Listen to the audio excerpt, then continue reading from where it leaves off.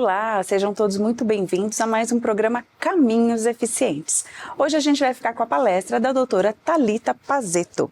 A palestra dela é Personalizando o Ensino, o PEI como ferramenta de inclusão na igreja.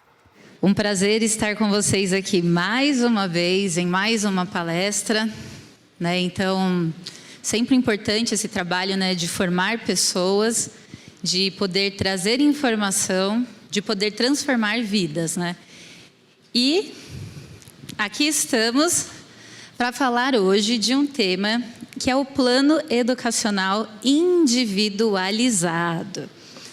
Quem me conhece já sabe, eu já avisei ali para as meninas, falei que podia começar a falar agora e a gente ficaria aqui juntos até umas 17 horas, assim, tranquilamente, que vocês já me conhecem, né? Mas eu fiz hoje uma palestra que ela é um pouquinho técnica, mais prática, bem direta, e que coincidentemente eu estava ali ouvindo a palestra da Lu, e a Lu estava falando sobre desenho universal da aprendizagem, e a minha palestra começa falando sobre o desenho universal da aprendizagem. Por quê?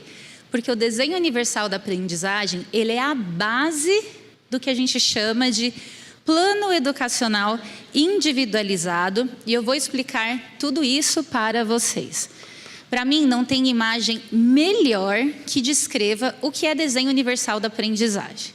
Isso daqui descreve toda a teoria de uma forma assim muito clara. Então, o que nós temos aqui? Nós temos a entrada de uma escola.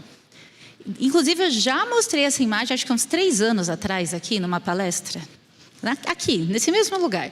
E eu acho que toda oportunidade que eu tenho, toda palestra, toda aula, eu trago esse conceito porque eu quero quebrar com vocês o quanto a inclusão, o quanto pensar em propostas educacionais, ela não é algo de outro mundo. Simplesmente, às vezes, ela está na nossa cara e a gente simplesmente não consegue imaginar. Então, aqui nós temos uma escola e os alunos não conseguem entrar, porque ela está cheia de neve. E aí está ali uma pessoa retirando toda a neve, está ali ocupada, né? E aí a gente tem ali um aluno, e esse aluno é cadeirante, e ele chega e fala: olha, por favor, você pode retirar a neve da rampa para que eu possa entrar? E aí o moço ali responde: não, olha o tanto de alunos que precisam entrar. Eu vou primeiro tirar a neve das escadas. Depois que eu tirar a neve das escadas, eu tiro a neve da rampa. E aí ele responde: mas se você tirar a neve da rampa, todos entram. Eu falo: acabei, fim, tchau, bom dia, já vou embora, porque é isso. Então, quantas vezes a gente não percebe a inclusão que está na nossa frente? Isso é desenho universal da aprendizagem. É quando eu penso num caminho e numa proposta que é para todos.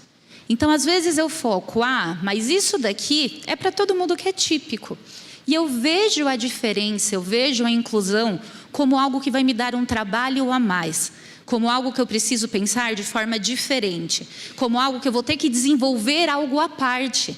Ao invés de simplesmente pensar, existe um caminho, uma forma de fazer isso, de um jeito que todos vão participar. A gente estava ali conversando, né? Eu e a Márcia ali no cantinho, porque eu sou cristã também, né? Nasci num lar cristão, na Igreja Batista. Então, cresci com a escola dominical, fui professora de escola dominical. E a gente estava conversando sobre essa grande questão dos profissionais. Só uma dúvida aqui. Quem que está aqui que é professora ou professora de escola dominical? Isso aconteceu da última vez também.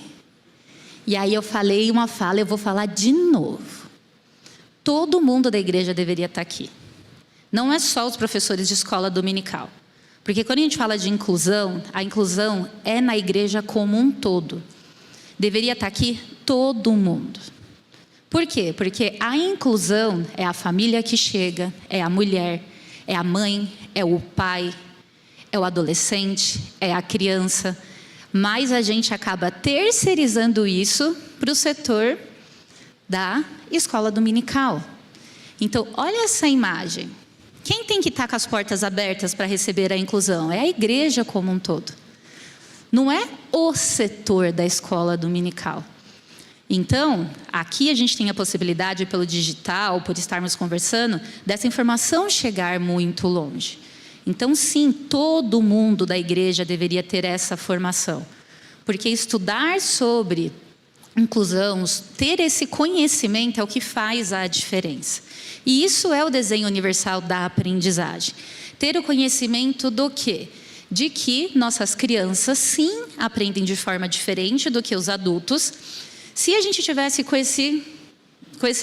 essa igreja aqui, cheia de crianças, vou colocar aqui entre 5 anos e 10 anos. Todas elas sentadas onde vocês estão e eu aqui dando essa formação do mesmo jeito. Qual seria o nosso cenário? Caos. Caos. Por quê? Porque essa estratégia aqui não é eficaz para crianças. Eu aqui falando e as crianças me escutando, isso não funciona. Por quê? Porque isso não é eficaz. Como que funcionaria? Eu aqui com estímulos visuais, contando uma história, aí com um recurso, a gente estava falando que quando eu era criança a gente tinha uns recursos de uma associação que chamava APEC, que era a Associação Pró-Evangelização de Crianças. E que ela tinha vários recursos visuais, que tipo, tinha uma ovelhinha e ela fazia assim, meu bom pastor é Cristo, com ele andarei. E aí tinha aquela ovelhinha enorme, e aí levantava outra ovelhinha, baixava outra ovelhinha, e aí as crianças levantavam, a porta é uma só, porém 2 lados há, dentro e fora, você aonde está? E a gente fazia a porta, e o mal não pode entrar, e o coração tá, e a gente fazia tudo o quê? Com histórias, com músicas, com lúdico. Por quê? Porque é isso que engaja a criança. Se eu vou ensinar a criança desse jeito aqui, não vai funcionar. Se eu espero que uma criança se comporte como um adulto se comporta, já vai dar errado. Por quê? Porque isso daqui não funciona.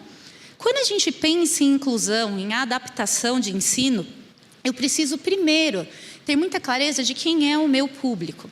E ter esse conceito de que a inclusão não precisa ser algo diferente. Eu não preciso muitas vezes pensar em algo exclusivo. Eu posso pensar de forma o quê? Universal. Mas vamos para mais um exemplo de forma universal. O conceito de desenho universal da aprendizagem, ele deve ser aplicado em tudo, tudo. Aqui a gente tem um exemplo, por exemplo repetitivo, de um telefone, certo? Então, assim, olha como eu tornei acessível. Eu tenho um telefone numa altura e outro numa altura mais baixa. Mas por que eu não penso em um modelo que é um único modelo que todos consigam utilizar? Ele atende qualquer pessoa, com qualquer necessidade. Ele não tem diferença. Porque eu já pensei em um conceito que inclua todos. Mas muito mais. Nós precisamos ser justos. E ser justo é dar a mesma coisa para todos. Então, se eu quero incluir e ser justo com os meus alunos, com as minhas crianças, eu vou dar igual para todo mundo, porque eu estou sendo justo. Então, eu vou lá e dou um caixote para cada criança assistir o jogo. Isso é o que aquela criança precisa? Muitas vezes não. Às vezes eu vou ter crianças que não precisam de caixote. Ou eu vou ter uma criança que precisa de 1. E eu vou ter uma criança que precisa de 2, de 3. Inclusão, quando eu falo de individualização do ensino, é fazer o que cada criança precisa. Isso é individualizar o ensino. Isso é incluir. Incluir não é fazer a mesma coisa por todo mundo do mesmo jeito. Por quê? Porque eu não atendo à necessidade dessa criança. Incluir é olhar o que ela precisa. E é isso que eu vou atender. Dar o mesmo caixote, posso fazer o quê? Eu estou ali com uma criança que nem consegue enxergar. O campo continua do outro lado. E no último desenho, eu tenho uma imagem do que a gente chama de conceito universal. É um ambiente que foi pensado para, independentemente se tem dificuldade ou não, se tem alteração ou não, todos conseguem estar inseridos. Mas a nossa sociedade brasileira, ela não funciona assim. Ela não foi pensada e estruturada de um jeito universal. E por isso que cabe a todos nós que trabalhamos com crianças, que trabalhamos com inclusão, pensar nesses o quê? Nesses caixotes. O que são esses caixotes? Nada mais são do que os suportes. E os suportes, eles dependem do quê? De eu olhar para cada uma dessas crianças. Porque como funciona o nosso sistema educacional? Ele funciona assim, ó. Para ser justo, eu vou avaliar todos vocês da mesma forma. Combinado? Porque eu sou uma pessoa justa. E justiça é eu tratar todos vocês iguais. Afinal, eu não estou fazendo diferença.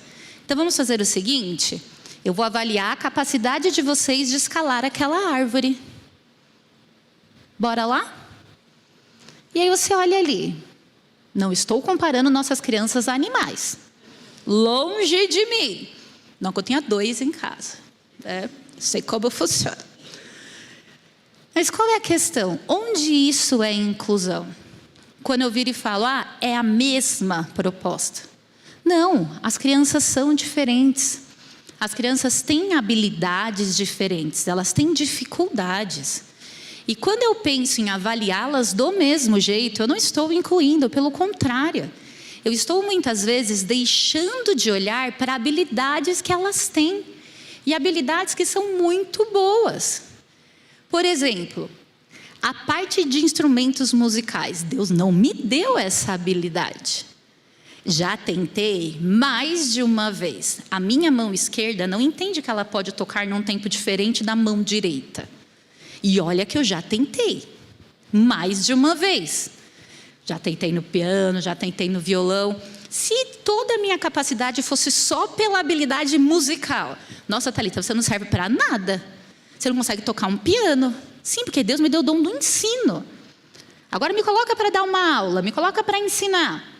Só que se eu só estiver avaliando por aquilo, não, vocês iam rir. Ela fala, não, é cômico.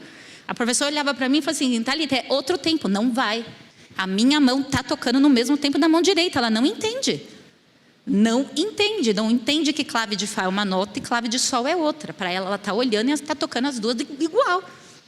Não consegue, o meu cérebro não entende. E isso quer dizer o quê? Nossa, eu não tenho nenhuma habilidade? Não. Quer dizer que para isso, especificamente, eu não tenho essa habilidade. Mas e o tanto de outras potencialidades que eu tenho? Que se eu só estiver avaliando aquilo, eu deixo de desenvolver. Isso é o conceito de desenho universal da aprendizagem. E aí o que eu trouxe aqui para vocês, esse recorte, que ele diz o seguinte, e aí a gente vai mudar a frase escola para igreja, ok? Ele diz o seguinte, é a escola que deve se adaptar às diferenças do aluno, e não o contrário. Então, é a igreja que deve se adaptar às diferenças das pessoas, e não o contrário.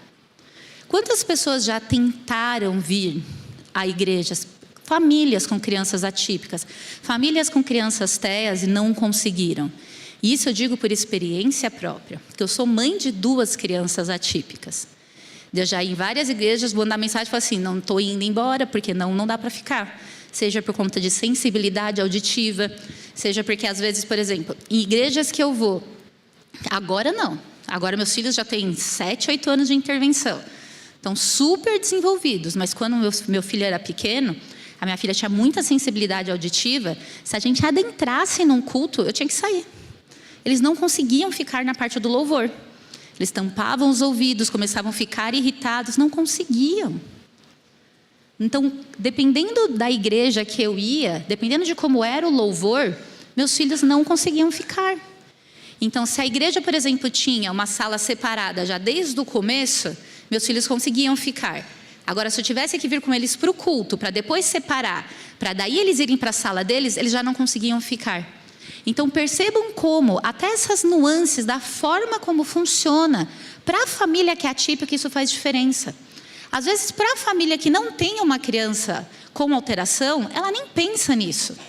Ela nem pensa se do tipo, eu vou chegar na igreja e vai ter um espaço separado ou não. Mas quando a gente fala de famílias atípicas, tudo tem que ser pensado, tudo. Por quê? Porque uma alteração, uma coisa diferente, já afeta. Então, quando a gente diz sobre inclusão, não é o aluno que tem que se adaptar. Assim, quando a gente diz de igreja, é a igreja e é a escola que devem sim estar abertas e elas devem se adaptar. Eu coloquei aqui para vocês vários nomes. Vocês já devem ter ouvido falar sobre plano de ensino individualizado, plano educacional individualizado, plano de intervenção, plano de ensino, plano de intervenção terapêutico. O que é isso? Isso nada mais é do que os objetivos que precisam ser trabalhados com aquela criança. Isso é um plano. O que é um plano? Você vai falar assim, quero emagrecer. Vou traçar um plano, vou fazer um plano alimentar. Todos os dias eu começo e termino já fugindo do meu plano alimentar. Quero fazer uma viagem, vou traçar um plano. O que é um plano? Ele te diz os caminhos, a forma. Os objetivos, sejam de curto prazo, os caminhos que você quer fazer para alcançar aquele objetivo maior. Quando a gente pensa em intervenção, em inclusão, o plano educacional, ele também tem o mesmo objetivo, que vai ser o quê? Quais são os objetivos que vão ser trabalhados com aquela criança? Quando a gente fala de famílias atípicas, é muito comum a gente ter dois cenários. A gente tem o plano de ensino dentro do ambiente escolar, então o plano de ensino que tem que ser aplicado na escola, e a gente tem os planos de intervenção dessa criança que faz tratamento. Então, se a criança faz fono, ela tem lá o plano de intervenção da fono. Se ela faz psicóloga, ela tem o plano de intervenção da psicóloga. E na escola, ela tem o plano educacional daquele ambiente. E aí fica a pergunta, existe algum tipo de plano nas igrejas para as crianças de inclusão? Ou a gente recebe essas crianças domingo após domingo, sem nenhum tipo de registro, mudam-se os professores, vem professor novo, não sabe quem é aquela criança, o que regula ela, o que desregula, o que ela gosta, o que ela não gosta.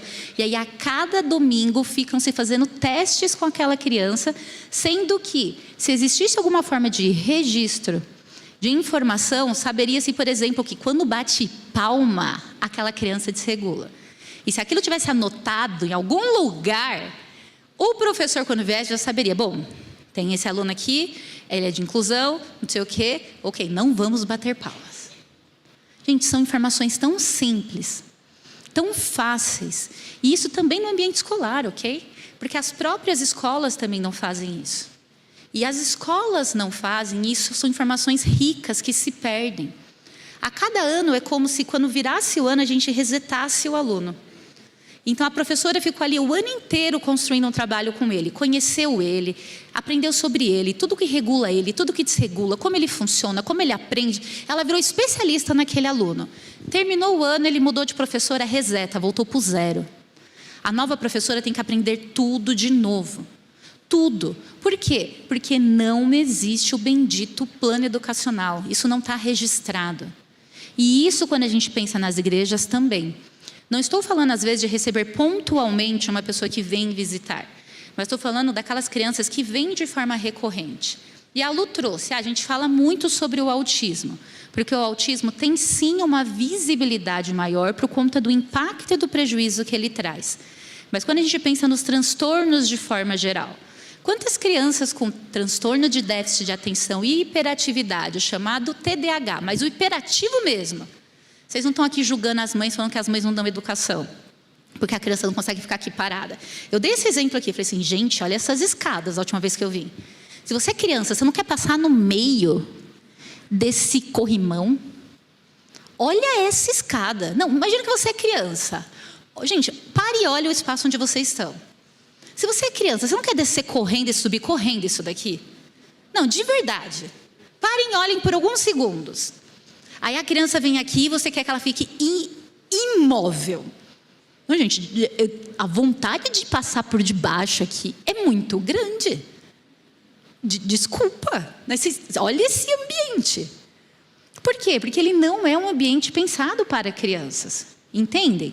E aí eu coloco crianças nesse ambiente. Então, o plano educacional, ele tem como objetivo estabelecer o que precisa ser trabalhado com essas crianças. Porque qual é a grande dificuldade?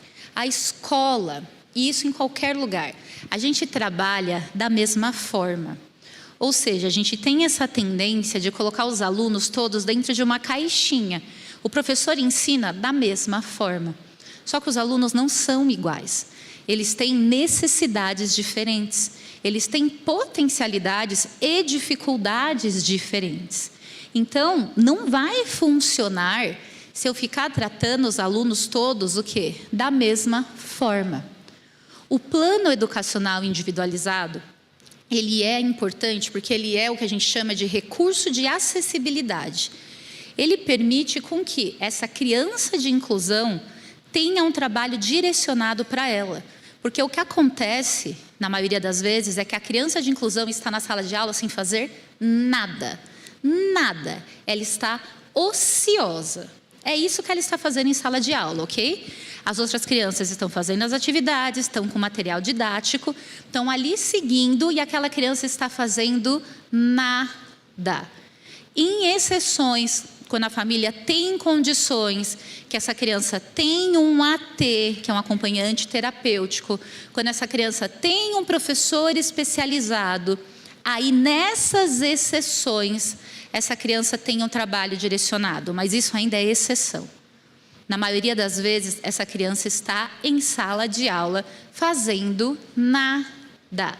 Além de estar fazendo nada, ela é desacreditada do seu potencial. Então, a gente olha e fala, ele é autista, ele não vai conseguir. Principalmente se o autismo tem um maior nível de suporte. Eu tenho um caso que eu acompanho e supervisiono, que ele veio para mim mais ou menos há 1 ano e meio.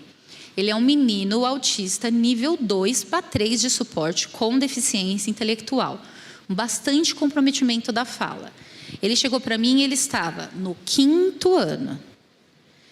E a mãe veio para falar comigo sobre a questão de inclusão. Eu trabalho com a inclusão, então eu trabalho com o treinamento dos professores, com a adaptação dos materiais da criança. Eu faço a inclusão de forma geral. E aí, eu olhei a situação. O menino não lia nem escrevia palavras. E ele estava com o material didático do 5º ano. Fazendo nada. Basicamente falavam, coloca um X aqui, pinta aqui. Nada. O menino não sabia fazer nada.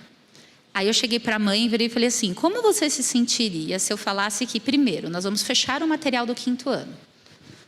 Fechar. Nós não vamos utilizar o material didático. E eu vou ter que retomar com ele com atividades do final da educação infantil. Como você se sentiria em relação a isso? Porque é o que seu filho precisa. Aí ela virou e falou assim, Thalita, pode fazer o que você quiser. Falei, posso? Pode. Falei, então, bora lá. Fiz reunião com a escola. Aí é bom, né? Quando a família fala, Thalita, aí conversei com a escola e falei, encontrei uma escola parceira, mas Thalita, ele não vai usar o material didático? Eu falei, não, ele não vai.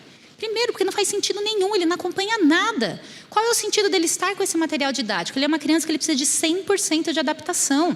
Nada disso ele acompanha. O que a escola tende a fazer? A criança não foi alfabetizada, então vamos retê-la. E aí vai retendo essa criança e isso não funciona. Por quê? Porque essa criança precisa de adaptação curricular. E o que guia isso é o quê? É o plano de ensino. Fechamos o material do 5º ano, essa mãe nem compra o material didático mais. Fechamos, guardamos. Retomei com ele com atividades de final de educação infantil. Retomamos com questão de letras, de sílabas, de palavras. Esse menino não tinha sido alfabetizado. Retomamos. Começamos a adaptar todos os conteúdos ao nível que ele estava.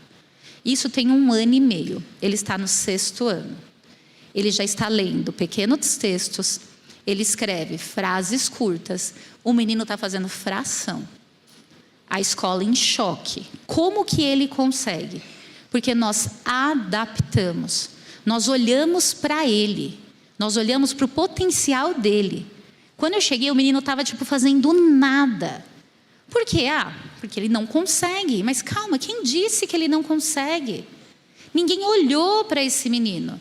Ninguém viu. E a gente tem um agravante quando a gente fala de inclusão. A Lu falou bastante de crianças com comportamentos desafiadores. Quando a criança tem comportamentos desafiadores, isso chama a atenção. Isso ganha a atenção. E aí a gente acaba olhando mais para essa criança. E quando a criança não tem? Porque tem muitos casos de inclusão que a criança é quieta, é boazinha. Sabe o que eu chamo essa criança? Ela vira uma peça de decoração da escola. Ela vira uma peça de decoração da sala de aula. Ela não dá trabalho. Ela fica lá. em sala de aula. Porque ninguém faz nada com ela, ela não participa de nada, porque ela não dá trabalho. Era o caso desse menino. Ele não tinha explosões comportamentais, então ele ficava ali. A gente fez uma transformação absurda.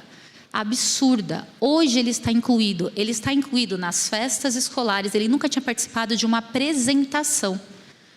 Aí a escola chegou e falou assim, Thalita, como que a gente vai fazer ele participar da apresentação de Dia das Mães? Porque as crianças vão cantar uma música, e aí a gente está pensando em colocar, para ele ficar lá, para ele segurar alguma coisa. Então a gente pensou em colocar ele para ele segurar um cartão com coração. Aí eu falei, por que a gente não coloca todas as crianças segurando um cartão com coração? Aí a escola falou assim, vamos colocar. Primeira apresentação que ele participou, porque ele precisava de alguma coisa para segurar. Ele ficou lá no meio, todas as crianças com cartão de coração, ele cantando, a mãe chorando, me mandando vídeo. O menino pela primeira vez, no 5º ano, primeira vez participando de uma apresentação escolar. Isso foi no Dia das Mães do ano passado.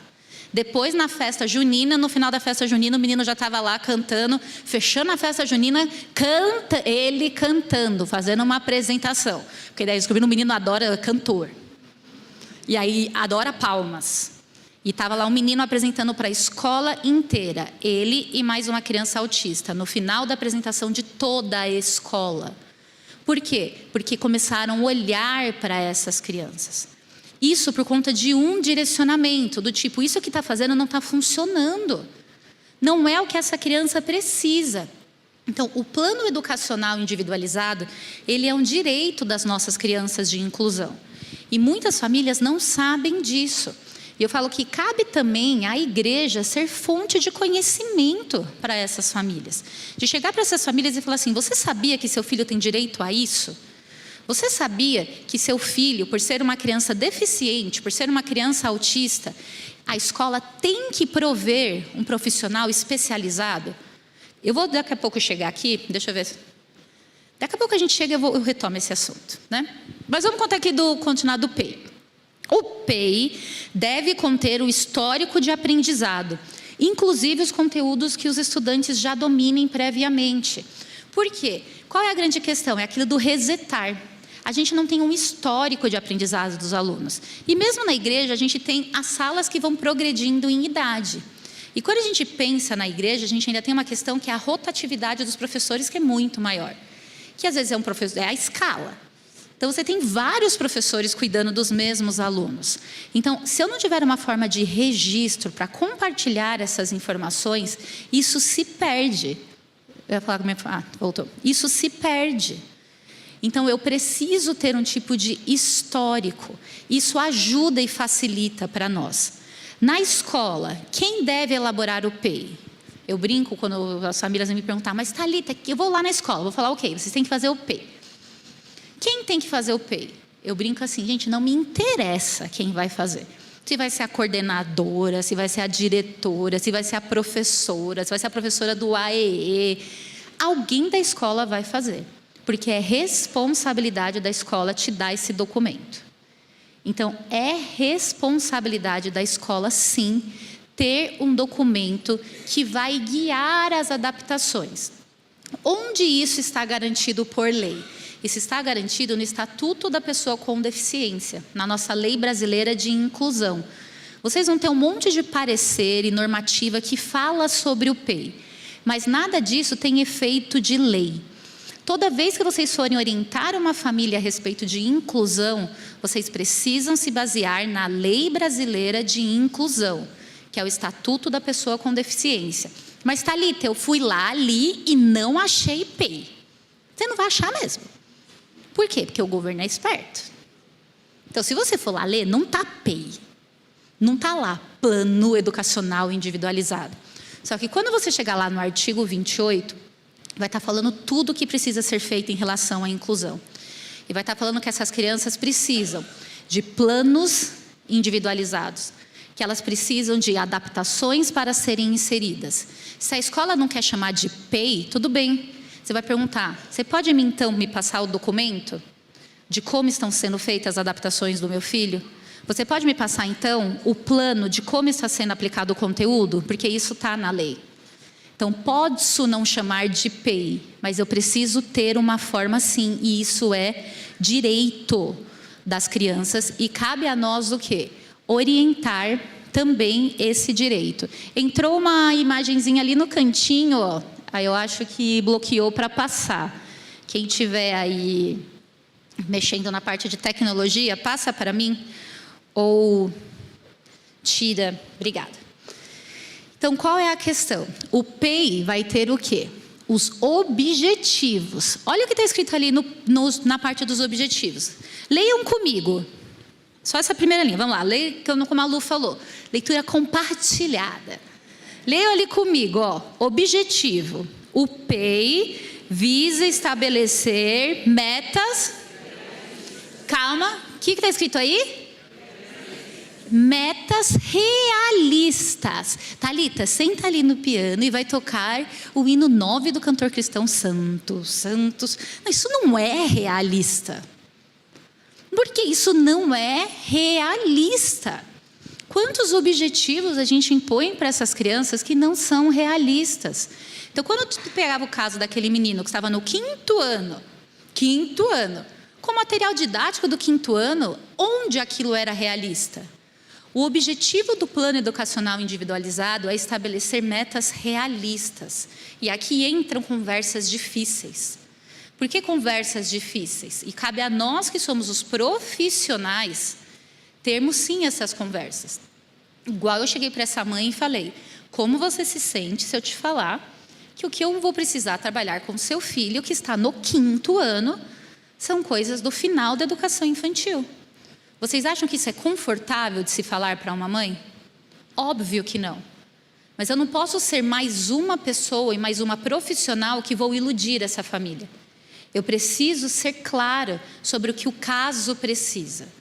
Inclusive o pessoal que trabalha comigo fala que eu meio que cometo sincericídio. Porque eu sou muito, tipo assim, gente, não dá. Eu não posso chegar para essa família e falar assim, vamos continuar trabalhando com isso que vai dar certo. Não, é isso que a sua criança precisa. Ou a gente retoma ou não vai funcionar. Quantas famílias já falaram, Thalita, então vamos fazer isso, a gente faz, você vem uma vez por semana, eu falo, não vai fazer isso. Não é isso que seu filho precisa. Nesse momento é melhor você seguir por tal e tal caminho e tentar tal estratégia do que, por exemplo, fazer esse tratamento. Por quê? Porque cabe a nós que somos os profissionais, nós que temos um grande conhecimento da área, trazer informações realistas. Porque o mundo da inclusão ele virou um comércio. E o que tem de gente vendendo e passando informação errada para as famílias, vendendo fórmulas e caminhos mágicos que não funcionam, tem muita gente. Então, a gente precisa ser realista. É o PEI que vai ter o quê? Os objetivos. E o quê? Os benefícios. Para que serve o PEI? No PEI, a gente quer trazer autonomia para essa criança. A gente quer pensar em propostas e tarefas que tornem possível ela conseguir o quê? Ela conseguir se desenvolver. Ele é um caminho para o progresso escolar do estudante com deficiência. E quando a gente pensa no estudante com deficiência, a gente foca muito só no que a criança não faz. Mas muito. Mas ele não consegue fazer isso, mas ele não sabe fazer isso, mas ele não fala, mas ele não se comunica. Ok, e o que ele faz? O que ele gosta? Porque é a partir do que ele faz e do que ele sabe que a gente vai desenvolver aquilo que ele não sabe. Eu lembro que uma vez eu fui buscar o Ben na escola, ele devia ter uns 5 anos, 4 anos e meio, 5 anos. Aí eu fui buscar ele, a professora me trouxe, e aí ela chegou e começou a falar um monte de coisa. Ele não quis esperar a vez, ele está interrompendo os amigos, ele não quis dividir, ele invadiu quando as crianças estavam não sei o quê. Gente, meu filho é autista. Ela descreveu uns 15 comportamentos de uma criança ateia. Eu só escutei aquilo. Então eu falei assim, sim, eu sei. Né? Diagnóstico, você acabou de descrever todos os comportamentos que meu filho tem dificuldade. Eu sei disso. Mas e tudo que ele faz? Ninguém olha para isso.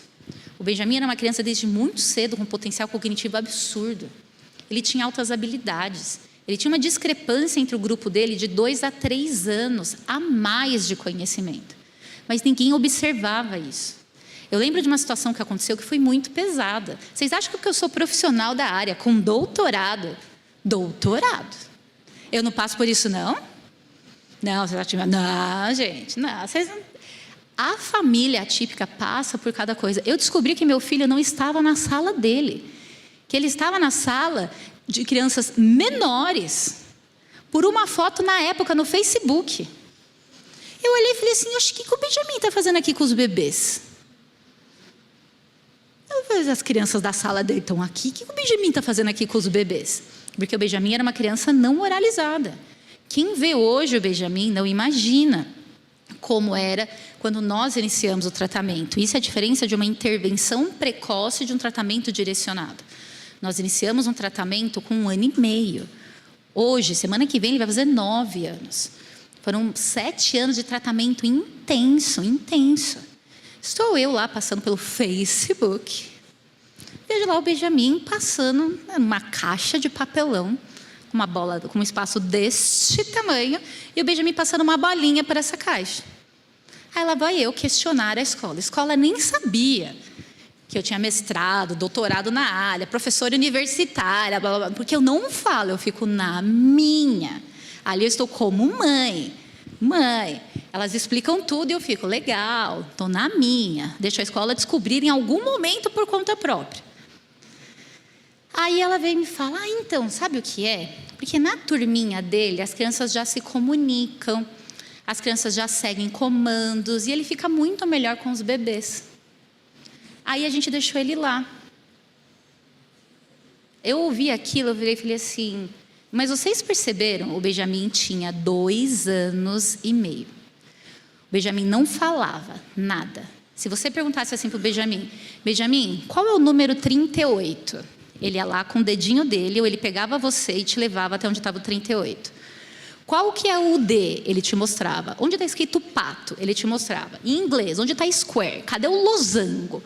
Cadê o elefante? O tamanduá? Ele sabia todos os números, formas, letras, com 2 anos e meio. Só que ele não falava. A escola só conseguia olhar para o que ele não fazia. Então, quando a gente fala da importância de ter um plano educacional, é porque eu preciso olhar para o que essa criança faz. Aí eu lembro e falei assim, muito obrigada, e tirei o Benjamin da escola. Por quê? Eu não vou comprar essa briga. A escola já me mostrou qual é a visão que ela tem, como que ela enxerga a inclusão. E não, a escola não conseguia olhar o potencial do meu filho. Ela só conseguia olhar o que ele não fazia. E, infelizmente, isso é o que a gente faz.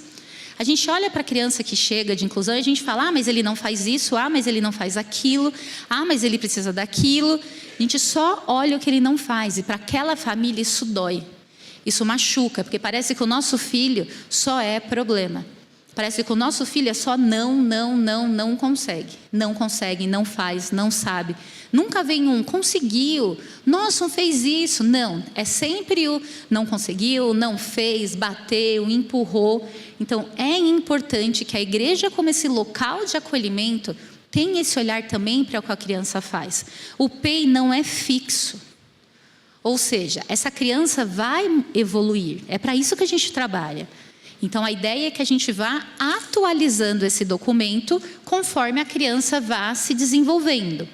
Eu trouxe aqui para vocês entenderem dentro da dinâmica educacional, onde que se encaixa o PEI. Então, toda escola ela tem o projeto político-pedagógico dela, certo?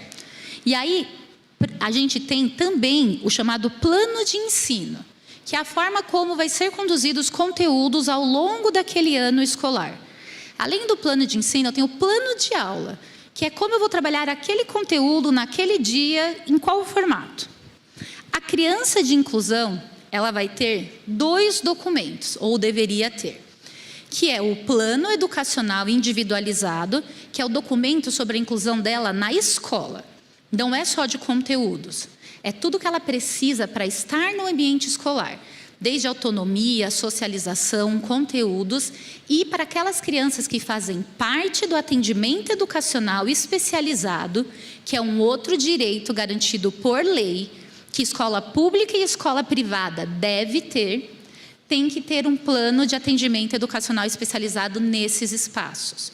Então, retomando a parte dos direitos, que para vocês orientarem essas famílias, toda criança de inclusão tem direito ao plano de ensino individualizado. Toda criança de inclusão tem direito à sala de atendimento educacional especializado. Toda escola é obrigada a ter o atendimento educacional especializado. Toda escola é obrigada a ter os professores especializados para a inclusão. A lei não diz que esse professor tem que ser único e exclusivo da sua criança. Então, se vocês ouvirem gente falando assim, vá lá brigar, seu filho tem direito a uma pessoa só para ele. Não, isso não está na lei. Então, nós precisamos ter conhecimento para direcionar corretamente. A lei diz que precisa, sim, e é obrigado ter o professor especializado. E tem o bom senso de quantos alunos esse professor vai atender. Se alguém falar assim, a escola é obrigada a fornecer o AT do seu filho. Não, isso também está errado. O AT é chamado de acompanhante terapêutico. Ele não é do ambiente educacional. Ele faz parte do tratamento clínico da criança. Ele entra como se fosse uma continuidade do tratamento clínico que essa criança faz fora do ambiente escolar, ok? Então, não, a escola não tem que fornecer AT. Tanto que muitas famílias entram com recurso, com processos contra o convênio, para ter essa figura do AT. E o AT não tem responsabilidade pedagógica. Por quê? Porque o aluno é responsabilidade do professor. A parte pedagógica é responsabilidade da escola. Então, quais são os direitos garantidos por lei? A inclusão, o plano de ensino, as adaptações, o professor especializado, a sala de recursos. Guardem essas informações, porque vocês precisam orientar essas famílias que muitas vezes não sabem desses mínimos direitos. Ponto muito importante do PEI. Fiz o PEI. Documento lindo e maravilhoso. É para ficar na gaveta? Não. É para ser o quê? Implementado. Depois de ser implementado, tem que ser o quê? Monitorado. Eu preciso saber se aquilo que eu propus está funcionando ou não. Se está dando certo ou não. Se está sendo eficaz ou não. Porque senão não faz sentido. Eu preciso monitorar esse plano de ensino. O PEI ganha o tempo de todos. Então, eu vou ser honesta com vocês. Fazer o PEI a primeira vez vai ser fácil? Não. Ok? Não vou iludir ninguém. Ai, gente, vamos lá, vamos se organizar, vamos fazer um documento para organizar. Vai dar trabalho. Por quê? Porque vocês nunca fizeram. Então, vai dar trabalho sim. O primeiro PEI dá trabalho sim. Não vou iludir ninguém. Ok? Vai dar trabalho sim. Porque vocês nunca fizeram. Só que depois que eu tenho esse documento, eu só preciso atualizá-lo. Atualizá-lo é mais simples. Então, não vou chegar para ninguém e falar assim, gente, vamos todo mundo fazer. Depois vocês vão tudo brigar comigo. Thalita vai lá, fala que é simples, que é só fazer isso para inclusão. E a gente está aqui, ó, se lascando. 2h30 para escrever um documento de uma criança. Eu estou avisando vocês. Dá trabalho, mas vale a pena. Faz diferença. Para eu incluir, eu preciso pensar na inclusão, certo? Para isso, eu preciso olhar essa criança, suas potencialidades, suas dificuldades, o que a escola permite, as expectativas da família e a realidade. Sim, as expectativas da família e a realidade. Difícil, mas necessário. E aí eu trouxe para vocês, já caminhando aqui para o nosso final, um modelo de PEI. Eu coloquei aqui no final um QR Code, também comentei com a Ana, eu tenho um curso de PEI. Para quem quiser se aprofundar, fazer, esse material aqui, vocês também vão receber todas essas informações. Mas eu tenho um curso de PEI que são quase 6 horas de gravação, com modelo de PEI clínico, com modelo de PEI escolar, com legislação, com tudo. Então, às vezes, vale a pena, por exemplo, uma pessoa da igreja ter essas informações, para vocês terem tudo organizado. Mas, mesmo assim, não tenho condições de fazer, está tudo aqui as informações. Tenho todo o meu trabalho nas redes sociais, onde eu falo sobre isso, onde as pessoas vão lá, me perguntam, eu direciono. Então, gente, o conhecimento está aí. Esse foi um modelo de PEI que eu desenvolvi, Esse modelo de IPEI, ele é mais amplo, ele é um documento pronto para a pessoa baixar e aplicar. E além desse modelo de IPEI, algo que eu comecei a trabalhar com esse paciente e que eu implementei para todos os meus, eu chamei de mini IPEI. Já fica a dica para a escola. O que é o mini IPEI? O mini IPEI fica em sala de aula. Ele é uma folha. Eu fiz um modelo de mini IPEI também, mas funciona muito. É uma folha, imagina na igreja. Ele fica na sala. O professor, por que eu tive a ideia do mini IPEI? Porque antes eu só atendia os pacientes mais novos, até ali 3º, 4º ano. Mas meus pacientes estão crescendo. E aí eles estão entrando agora no ensino fundamental 2. E aí no ensino fundamental 2 eu tenho um professor especialista. E aí agora eles têm 15 professores. Se já era difícil quando eu tinha uma professora regente, quem dirá eu instruir 12, 14 professores diferentes? Aí eu fiquei pensando, como que eu falo para esses professores o que o meu paciente precisa? De forma simples, eficaz e direta. E aí eu tive a ideia do mini IPEI. E tem dado assim maravilhosamente certo.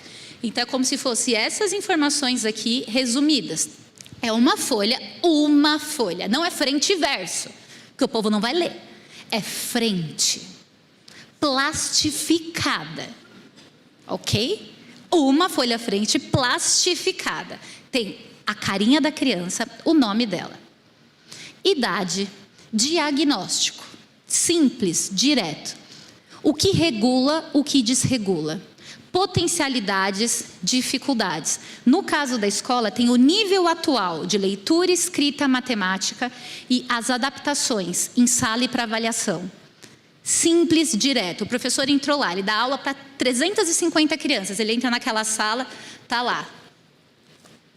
Bruno, beleza. Bruno, TDAH, tá? Tem que fazer letra maior, tamanho 12.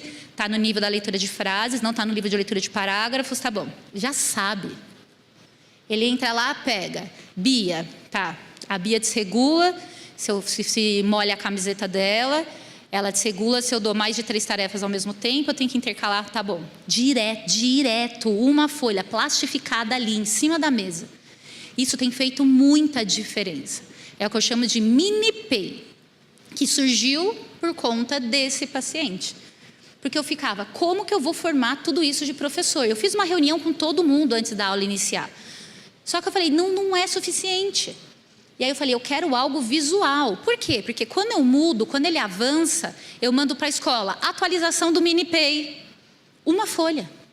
Bota lá para os professores, avisa que mudou. Uma folha. Mas a escola tem o IPEI completo, que tem que ser revisitado lá no final do ano e atualizado para o próximo.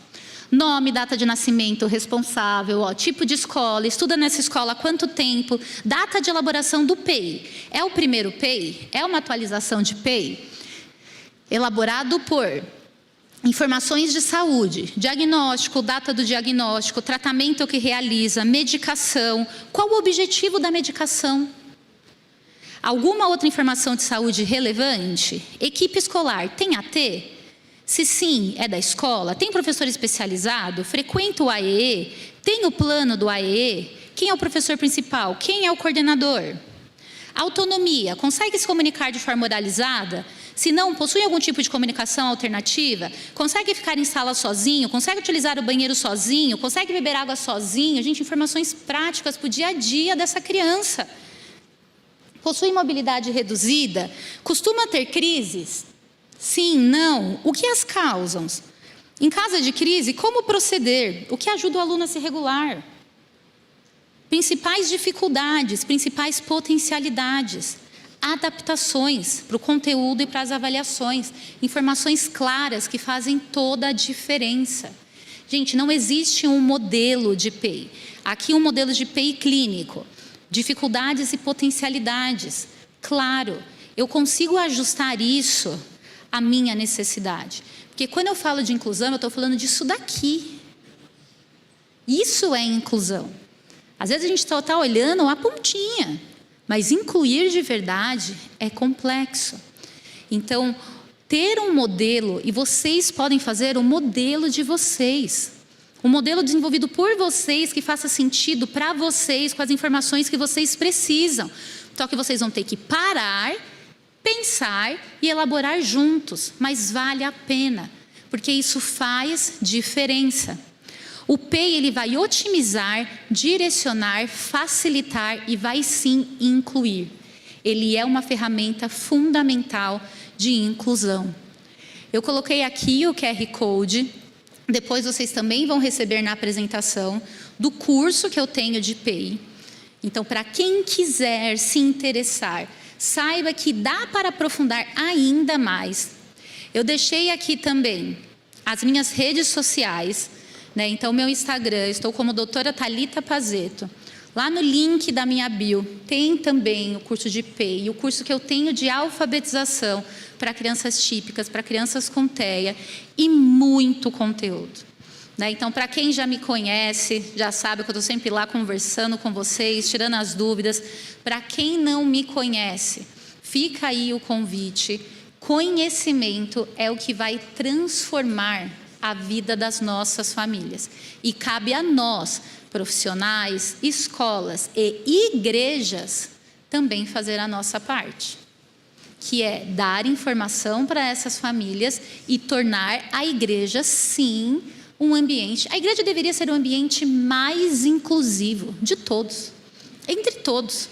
Deveria ser o exemplo, a gente deveria ter modelos e exemplos saindo da igreja para os outros locais. Então, muito obrigada mais uma vez, Ana, pelo convite. Sempre um prazer estar aqui com vocês. E agora a gente vai para o nosso quadro Informe Eficiente com Pedro Albuquerque.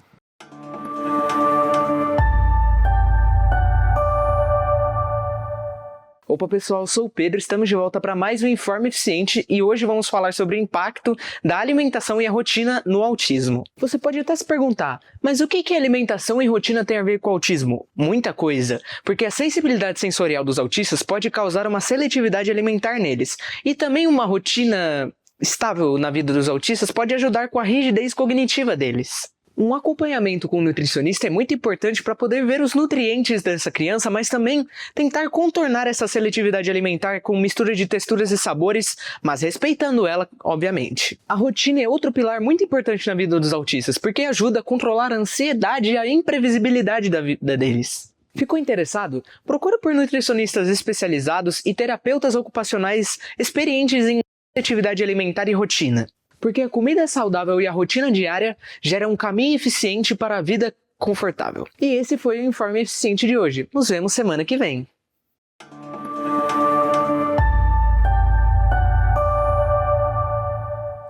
Gostou das dicas do Pedro? Aproveite e segue ele também nas redes sociais. O Instagram dele é @pedroh.alb.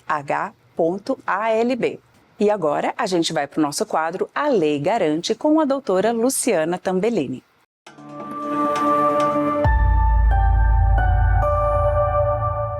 Olá, bem-vindo a mais um quadro A Lei Garante. Hoje vamos falar sobre o direito ao atendimento prioritário que as pessoas com autismo fazem jus. Filas de supermercado, filas de banco, saguões de aeroporto lotados, o que para muitas pessoas pode ser uma situação estressante, para um autista e suas dificuldades sensoriais pode ser a garantia de uma crise. Você sabia que a lei garante que os autistas não precisam passar por tudo isso? Bem, tudo começou na Lei Berenice Piana, que equiparou o autismo a uma deficiência. E por causa disso, os autistas passaram a ter todas as prerrogativas que os demais deficientes têm, incluindo o atendimento prioritário em filas e em lugares públicos com grande acesso de pessoas. Mas como você pode fazer com que esse direito seja válido no dia a dia?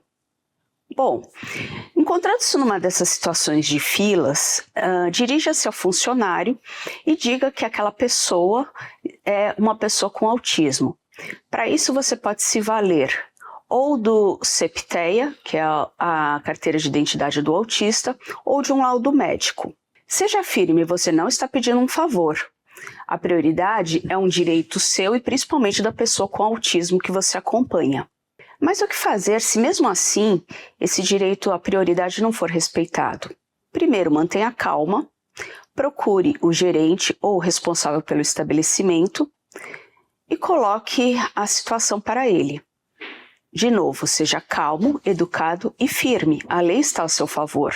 Se ainda assim a prioridade não for respeitada, procure os órgãos responsáveis e faça denúncias. Você pode fazer um BO na delegacia ou, se na sua cidade tiver, na delegacia de direito das pessoas com deficiência. Outra possibilidade é você denunciar o estabelecimento ao PROCON.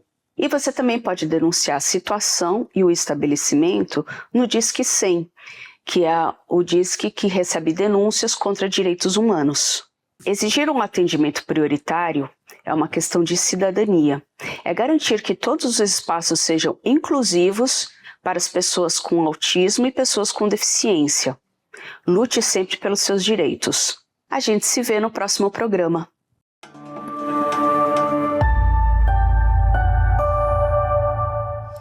Anotou todas as dicas e as informações da doutora Luciana Tambellini? Então já aproveita, segue ela nas redes sociais, @lucianatambellini.adv, não esquecendo que o Tambellini tem 2 L's.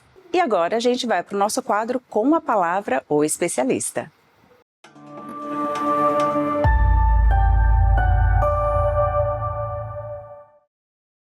Olá, eu sou a Vânia Lima, fonoaudióloga, e hoje eu quero falar com vocês sobre leitura. Sim, temos visto as nossas crianças com dificuldade de leitura em casa. A gente quer... Como que eu posso ajudar? Eu vou falar com você que está com a criança já lendo, mas ainda com uma dificuldade de entender. Que tal você sentar com ela, com um livro para faixa etária? Cuidado com isso, tá? Não é um livro que você gosta, é um livro que seu filho gosta. E com o dedinho e seguindo com a criança na leitura. Você mesmo pode ler no começo, passando o dedinho ou uma lanterninha, lendo junto com a criança. E que tal, no fim de cada página, perguntar para ele: o que você entendeu? Conversar sobre o livro. Hábitos de leitura se adquirem em casa. Não sei se você tem aí o seu devocional diário, o seu devocional infantil, mas eu sugiro que você faça isso. Você vai ver como vai mudar a leitura do seu filho. Faz aí a dica e depois conta pra gente se foi bom ou não.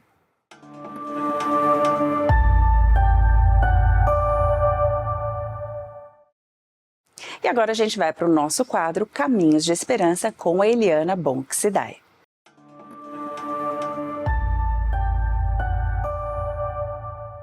Olá, eu sou Eliana, sou membro aqui da IPP e esse é o quadro Caminhos de Esperança.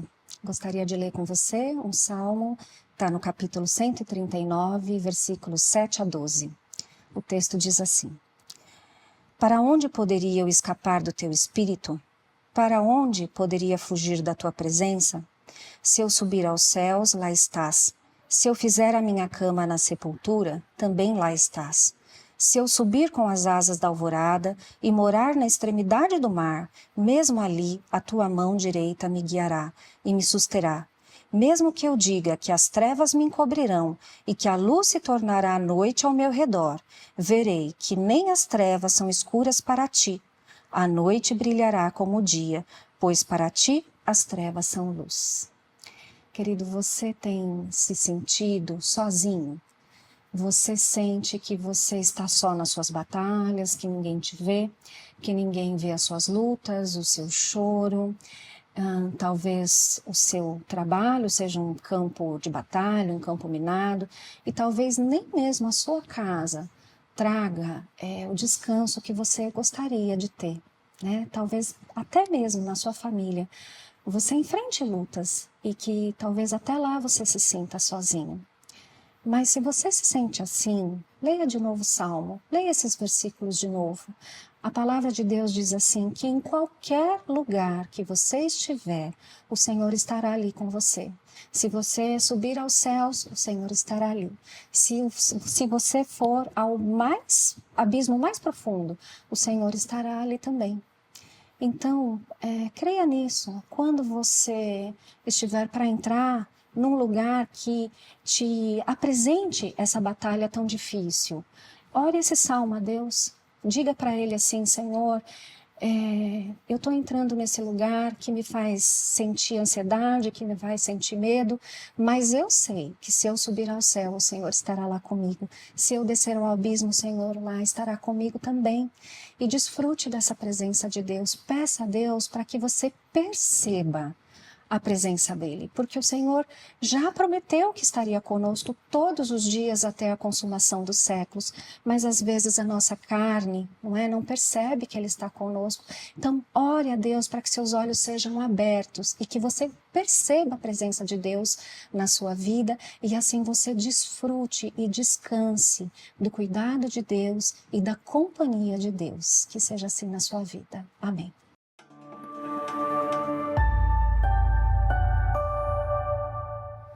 Gente, eu amo as devocionais da Eliana. Me traz uma calma, uma paz. Então, já aproveita, segue a gente no @gpanda, porque a gente também vai disponibilizar as devocionais dela lá. Chegamos ao final do nosso programa. Eu espero que vocês tenham gostado e a gente se vê na próxima semana aqui na IPP TV. Até lá!